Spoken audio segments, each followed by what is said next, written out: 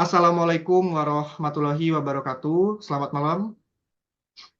Waalaikumsalam warahmatullahi wabarakatuh. Selamat malam, Pak. Oke, selamat malam. Mungkin pertama-tama kita perkenalan dulu nih, karena Bapak cuma tahu nama Ega aja. Nah, mungkin dari Bapak dulu ya. Perkenalkan, nama Bapak Maestro Eramada, selaku guru BK di SMP Negeri 1 ini. Nah, kalau dari Naega, boleh perkenalannya? Baik, Pak. Perkenalkan nama saya Ega Vina Menitarian, Pak. Bisa dipanggil Ega. Saya dari kelas 87, Pak. Oke, salam kenal ya, Naega. Mungkin Bapak panggil Ega saja ya. Nah, Ya, Pak. sebelumnya mohon maaf ya Bapak mungkin meminta waktunya sebentar dan juga di malam hari ini. Kenapa tidak di pagi hari? Karena kebetulan pada pagi hari ini tadi ya Bapak itu ada mengadakan rapat bersama guru lain gitu. Nah, Alhamdulillah tadi kan sempat kita perbincangkan apakah malam ini bisa melalui Zoom dan Alhamdulillah Naega bersedia ya. Sebelumnya Bapak mengucapkan terima kasih kepada Naega ya. Nah, mungkin Ya, Pak. eh, mungkin Bapak jelasin dulu ya apa yang bakal kita lakuin. Nah, yang bakal kita lakuin itu adalah konseling individu. Yang mana konseling individu itu adalah upaya bantuan dari Bapak untuk menyelesaikan permasalahan dari Naega gitu. Nah, mungkin yang pasti eh, me- dengan kita menggunakan Zoom ini itu tidak akan mengurangi kualitas Bapak dan upaya Bapak dalam membantu Naega. Nah, terlebih juga dari bimbingan konseling sendiri itu menjunjung azas kerahasiaan. Yang pertama itu azas kerahasiaan, yang mana dari permasalahan kita ini itu tidak bakal bocor atau diceritakan ke orang lain selain kita. Dan yang kedua itu juga kesukarelaan dan alhamdulillah ini Naega bersedia ya untuk menyempatkan waktunya pada malam hari ini dan juga mengapa menggunakan Zoom ini juga supaya kita tuh fleksibel karena dari Zoom ini kita itu bisa eh, melaksanakan kegiatan konseling itu sesimpel mungkin dan semudah mungkin tanpa terkendala jarak dan waktu seperti itu. Ya. Oh iya, eh, jadi seperti ini ya, Nah Ega, Bapak itu sebenarnya mendapatkan beberapa cerita dari teman-teman Ega dan beberapa guru dan juga Bapak itu sesedikitnya itu juga memperhatikan Naega gitu. Bahwasannya Naega tuh ada sedikit permasalahan, yaitu permasalahan dalam belajar. Karena dapat dilihat dari beberapa mata pelajaran dalam beberapa minggu ini, dalam 1 bulan ini, itu mulai mengalami penurunan gitu.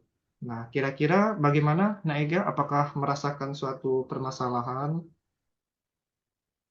Eh, iya, Pak. Saya tuh merasa bahwa akhir-akhir itu saya terbebani, Pak, atas tugas-tugas yang diberikan oleh guru-guru, Pak. Karena untuk akhir-akhir ini kan bentar lagi mau UAS. Jadi banyak sekali tugas-tugas yang belum Ega selesaikan, Pak. Nah, tugas itu membuat saya tuh tertekan, Pak. Di mana Ega tuh merasa kalau Ega nih males ngerjain tugas, Pak. Ah, nantilah, nantilah, nantilah. Ujung-ujungnya sudah mepet ke UAS, Pak, yaitu 2 minggu lagi, Pak. Oke, oke. Ega merasa malas gitu ya, menunda-nunda tugas ya. Ya, Oke, Pak. oke. Sebelumnya Bapak mau nanya, kenapa Ega bisa merasa malas seperti itu? Padahal kan kalau misalnya nih, Ega misalnya mengerjakan tugas itu terlebih dahulu, nah setelah tugas itu selesai kan, nah Ega kan bisa free atau bebas gitu ngelakuin hal lain gitu tanpa terbebani gitu. Ya, Pak. Eh, Ega tuh akhir-akhir itu sering nggak ngerjain tugas gara-gara Ega tuh punya kesibukan, Pak. Selain kesibukan sekolah, kalau di sekolah kan itu tugasnya di rumah, PR, Pak. Nah, di sekolah Ega tuh nggak ngerjain tugas karena Ega tuh ngantuk, Pak. Soalnya kalau setelah pulang sekolah, Ega langsung main, Pak, sama teman-teman. Main, nanti habis maghrib juga habis itu main lagi, Pak, pulang malam. Jadi Ega Hmm. nggak punya waktu untuk nugas, Pak. Oke, oke. Main itu kan sama teman-teman Ega ya. Teman-teman Ega itu sering mengajak atau Eganya sendiri yang menawarkan diri buat main gitu. Kalau terkadang sih ada yang diajak, Pak. Kadang juga Ega juga merasa gabut di rumah, ah ngapain ah di rumah, main aja lah. Tapi Ega nggak sadar bahwa Ega tuh punya tugas yang belum dikerjain Pak. Jadi Ega tuh mau nugas sebenarnya, tapi males Pak. Jadi oleh rasa malas itu yang membuat Ega main Pak, main sama Hmm, kawan-kawan. Dan oke setelah oke. pulang dari main itu, rencana awalnya itu Ega tuh mau belajar, mau nugas setelah main. Tetapi Ega tuh setelah main tuh capek Pak, ngantuk. Jadi Ega langsung tidur. Nggak jadi ngerjain tugasnya Pak. Oke oke.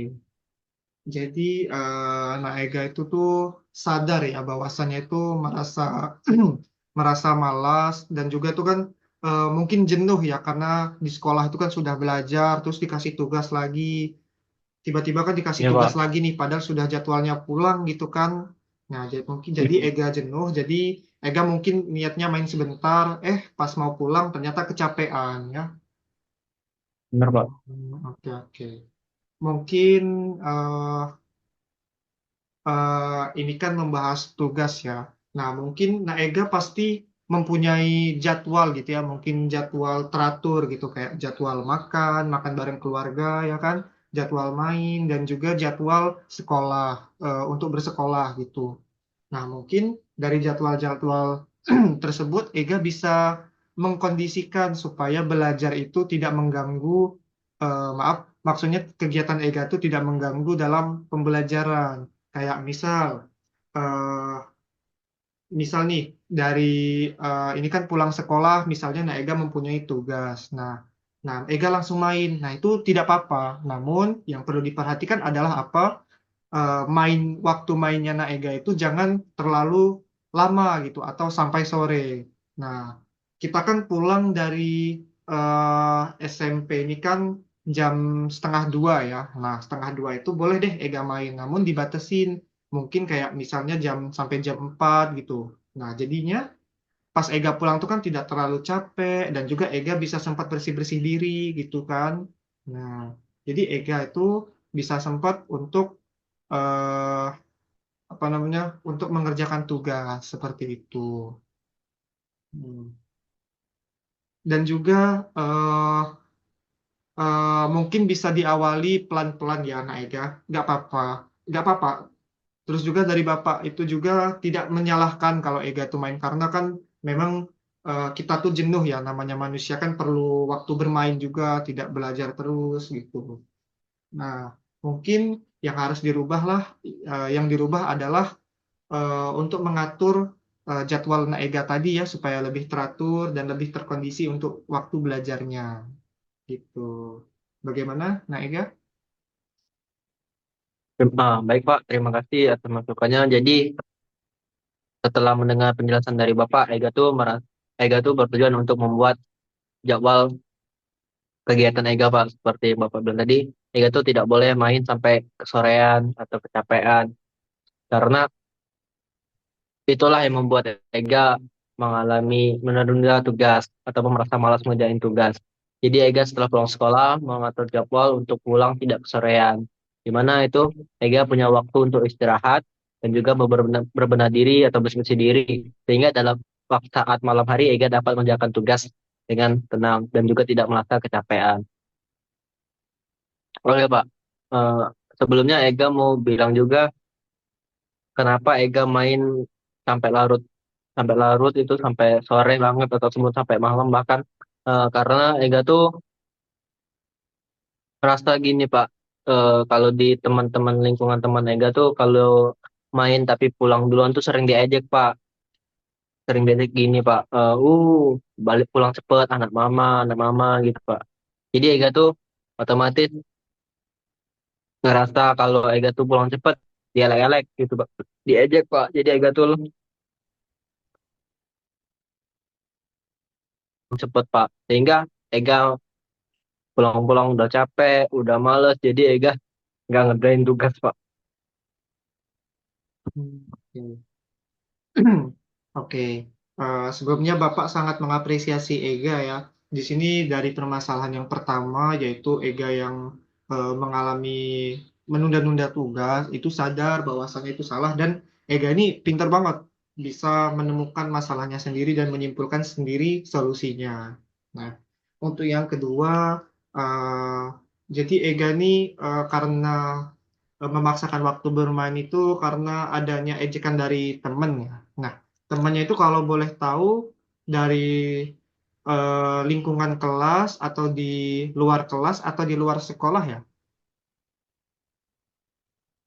Itu tuh teman saya udah berteman dari SD Pak, teman SD Ega yang kebetulan dekat rumah. Jadi kawan-kawan alumni SD Pak, yang sering ngumpul dengan kawan itu Pak. Oke. Sebelumnya Ega sudah pernah menolak belum? Kayak nolaknya tuh dengan secara halus, bilang, maaf bro gitu. Aku lagi ada tugas rumah nih, tugasnya numpuk gitu. Jadi izin belum bisa main dulu atau izin pulang duluan gitu. Nah, pernah nggak gitu kan? Eh, Belum pernah Pak. Ega tuh biasanya cuma bilang gini, aku pulang dulu ya, aku ada kerjaan di rumah. Nah, oleh Ega nggak sebutin kerjaan apa di rumah itu, Ega dibully Pak, diejek. Ngapain pulang? Dasar anak mama, kata dia sama mama. Nah, itu membuat Ega nggak jadi pulang Pak. Oke. Nah, mungkin eh di sini Ega tuh sudah sangat sadar ya bahwasannya itu Ega tuh mau tugas lebih penting gitu ya daripada bermain terlebih dahulu kan.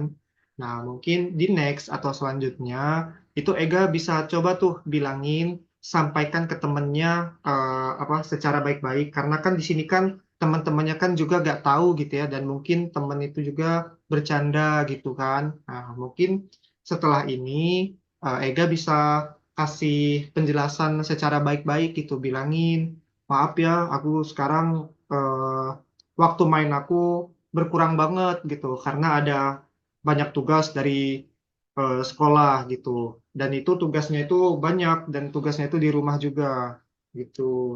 Nah, dan juga kalau misalnya nanti teman-teman Ega ini kan dari SD ya, namun di sini tuh di luar sekolah ya.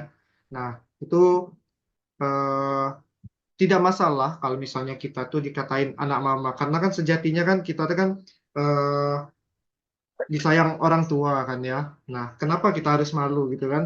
Nah, seperti itu. Justru karena kita ditertibkan sama orang tua itulah karena itulah wujud sayangnya orang tua kepada Naega seperti itu. Ya. Jadi bagaimana Naega untuk selanjutnya?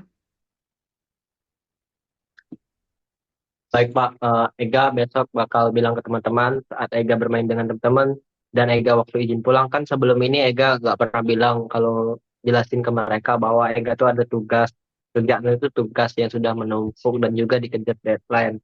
Nah, jadi Ega tuh besok bakal berusaha bilang pada teman-teman bahwa Ega pulang tuh bukannya males berteman dengan dia, tapi Ega pulang tuh benar-benar ada kerjaan, tugas, ngerjain tugas itu Pak. Oke. Oke, Dan Ega bagus. juga bakal nerapin prinsip yang seperti yang Bapak bilang tadi. Kita jangan dengerin omongan orang, ejekan orang. Kalau ejekan itu membuat diri kita rugi. Oke. Wah, pinter banget ya, Naega. Gitu, Bapak Pak. sangat mengapresiasi kali dan bangga sekali ya. Karena memang benar apa yang dikatakan Naega.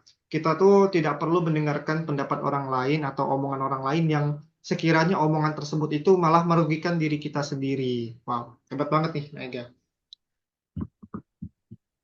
Nah, oke. Mungkin Ya, Pak. oke, di sini Ega sudah sangat menyimpulkan ya apa saja yang bakal dilakukan ke depannya dan mungkin sedikit ya Bapak sampaikan nih tentang teori ya. Jadi apa yang Bapak terapkan tadi itu namanya adalah CBT atau kognitif behavioral ya, yang dimana dari pendekatan tersebut itu tuh ialah berfokus kepada pola pikir Naega gitu yang dimana teori tersebut menyatakan bahwasannya dari pola pikir itu dapat mempengaruhi perilaku dan emosi dari Naega karena terbukti dari Kaega tadi mikir pola pikir dulu yang pertama Kaega mikir takut tidak punya teman dan juga kurang berani menyampaikan kondisi Kaega ya kan. Nah, dari itu menimbulkan dari perilaku Kaega eh, menunda-menunda tugas tadi gitu dan juga ke emosi Kak Ega yang mungkin sedikit tertekan ya yang dimana di situ ada tekanan dari teman-temannya Kak Ega gitu. Jadi yang pertama ada diawali dari pola pikir terlebih dahulu. Nah, dari pola pikir itulah Bapak tadi membimbing Kak Ega itu supaya lebih terbuka gitu. Bahwasannya, oh ternyata dari permasalahan kayak gitu bisa dijelaskan secara baik-baik kepada temannya seperti itu ya. Nah, oke, mungkin bisa dipahami kayak gak? Bisa Pak. Oke. Nah, ini kan sebelumnya Bapak juga mau menjadwalkan nih konseling individu lagi. Mungkin minggu depan ya. Minggu depan kalau insya Allah itu minggu depan kita jam istirahat ya pada jam 12. Bagaimana? Kayaknya. Ya Pak, bersedia Pak. Oke, baik. Terima kasih. Mungkin ada lagi yang Kak Ega ingin sampaikan? Sepertinya untuk pertemuan kali ini cukup Pak dari Ega. Oke, baik. Terima kasih ya Kak Ega. Memang inilah kita menggunakan Zoom ini supaya dipermudah gitu ya dari komunikasi kita meskipun kita terhalang lokasi dan juga waktu ya. Nah, mungkin kita akhiri ya dari sesi konseling individu pada malam hari ini. Sebelumnya, Bapak ucapkan terima kasih sekali lagi kepada Kak Ega yang sudah menyempatkan waktunya dan juga berani menceritakan dan menceritakan kondisi-kondisi Kak Ega kepada Bapak dan juga sudah sangat pintar ya menyimpulkan dari solusi-solusi yang Kak Ega bisa dapatkan. Nah, mungkin Bapak akhiri. Wassalamualaikum warahmatullahi wabarakatuh. Waalaikumsalam warahmatullahi wabarakatuh. Terima kasih Pak.